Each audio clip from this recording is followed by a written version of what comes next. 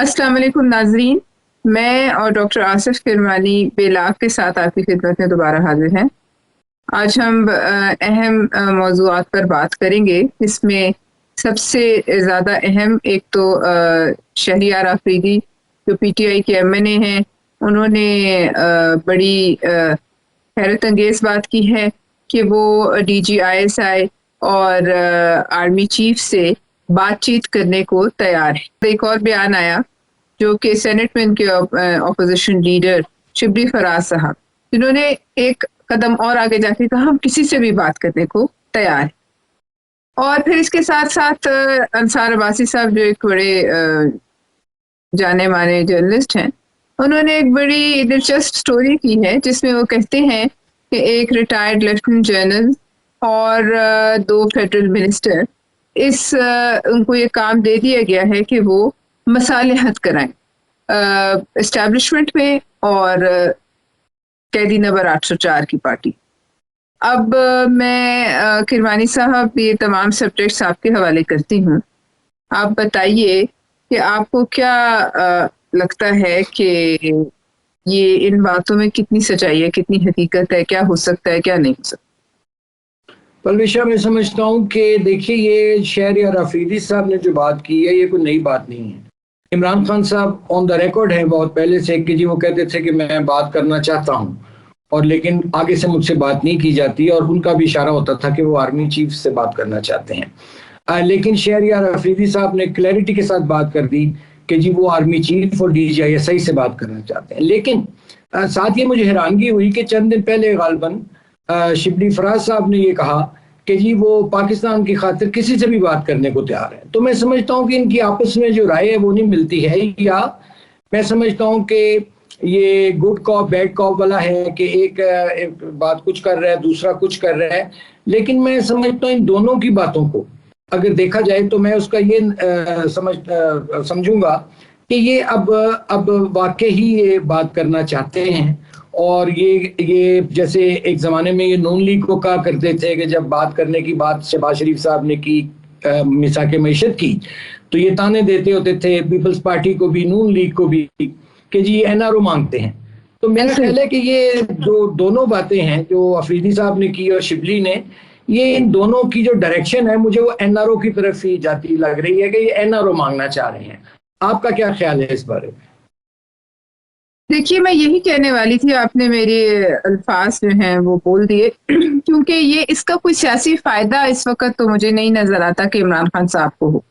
और फिर जो है उन्होंने खुद कहा है कि जी मैं किसी से, चंद दिन पहले कहा मैं किसी से किसी सूरत बात नहीं करना चाहता और ना मैं कोई बातचीत हो रही है। उसके फौरन बाद जज साहब ने फिर उस पर उनकी बातों पर और उनके बयानात जो थे एस्टेब्लिशमेंट मुखालिफ, जब उन्होंने कुछ धमकियां भी दी, उसके ऊपर उन्होंने पाबंदी लगा दी।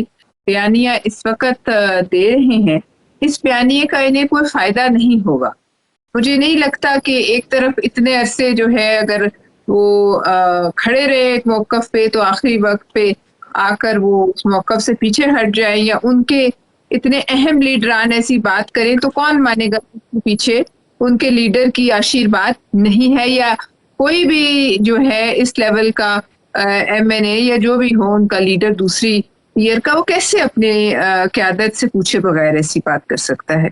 लिहाजा कुछ ना कुछ तो किरमानी साहब जरूर हो रहा है। अंसार अब्बासी साहब की स्टोरी में तो अब देखिए ना, बड़े वाज़ेह इशारे हैं कि एक लेफ्टिनेंट जनरल है रिटायर्ड और 2 जो हैं वो मिनिस्टर हैं, फेडरल मिनिस्टर्स हैं। तो कुछ ना कुछ कहीं से देखिए धुआं वहीं से उठता ना, थोड़ी तो कहीं ना कहीं कोई चिंगारी या कोई आग या कुछ ना कुछ है। जो मेरा अपना एक सियासी तज्जिया है और तजुर्बा है कि बातें ऐसे तो नहीं फैलती।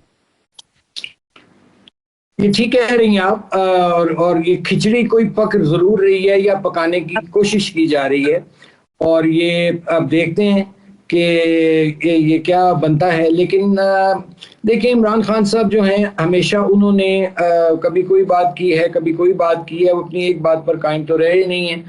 लेकिन ये जो पाबंदी लगी है, कभी उन्होंने नाम नहीं लेना और मीडिया ने रिपोर्ट नहीं करना इमरान खान के बयानात को, जिसमें वो कुछ चंद अहम शख्सियात के बारे में रायज़नी करते हैं। तो मेरा ख्याल है ये भी हो सकता है कि अब इन्होंने अफरीदी साहब और शिबली जो हैं वो इस काम को आगे बढ़ाएं और उनकी ये ड्यूटी लगी हो, लेकिन मैं इसको यही समझता हूँ कि ये इनको सियासी रिलीफ मुझे नहीं मालूम मिलता है नहीं मिलता, लेकिन ये है कि एक वो डेस्परेट मैं समझता हूँ कोशिश है कि वो मामलात को अब एक कोई पैचअप की तरफ ले जाना चाहते हैं। अब क्या टर्म्स एंड कंडीशंस हैं ये आहिस्ता आहिस्ता सामने आ जाएगा, लेकिन फिलहाल मैं यही समझता हूँ कि मैं इसको सिंपल वर्ड्स में यही कहूँगा जैसे मैंने पहले भी कहा कि ये एनआरओ लेने की एफर्ट है, और अब देखना ये है कि इनको एनआरओ मिलता है या नहीं मिलता, मिलता है तो किन शराइत पर मिलता है। जहाँ तक आपने अंसार अब्बासी साहब की बात की, हाँ अंसार अब्बासी साहब काफ़ी मालूमात रखते हैं, उनकी अंदरूनी ज़राए होते हैं जिनके हवाले से वो बात करते हैं, तो ये सारी चीज़ों से लगता तो ये है कि कोई ना कोई एफर्ट कहीं ना कहीं से हो रही है।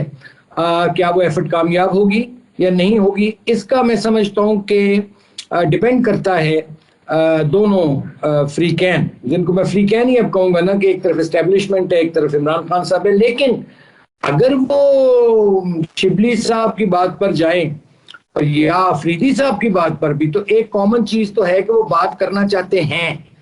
कुछ ना तो कुछ वो जो इन्होंने नैरेटिव बिल्ड जो इन्होंने नैरेटिव बिल्ड किया है जिसको अवाम में बड़ी बकौल उनके मकबूलियत हासिल है, क्या वो उस बयानिए से फिर पीछे हट जाएंगे? ये भी तो देखना है ना, फिर उनका बयानिया भी हवा में उड़ जाएगा। वो भी फिर जाहिर है, यानी कि एक वो कहते हैं ना कि एक तो एस्टेब्लिशमेंट की गोद से उतर गया, दूसरा बैठ गया, तो अब क्या वो खुद एस्टेब्लिशमेंट की गोद में बैठना चाहते हैं इमरान खान साहब? और अगर बैठते हैं तो फिर उनके हाथ में क्या रहेगा नैरेटिव, मुझे ये भी नहीं समझ आती। तीसरी में पलविशा, अगर आप इस पर कोई बात करना चाहती हैं तो प्लीज कीजिए। देखिए, मैं तो ये भी कहूंगी कि सिर्फ ये नहीं है कि वो एस्टेब्लिशमेंट की गोद में बैठना चाहते हैं कि नहीं, लेकिन क्या एस्टेब्लिशमेंट उन्हें अपनी गोद में बिठाना चाहती है नहीं? इस किस्म की धमकियां चंद दिन पहले थी।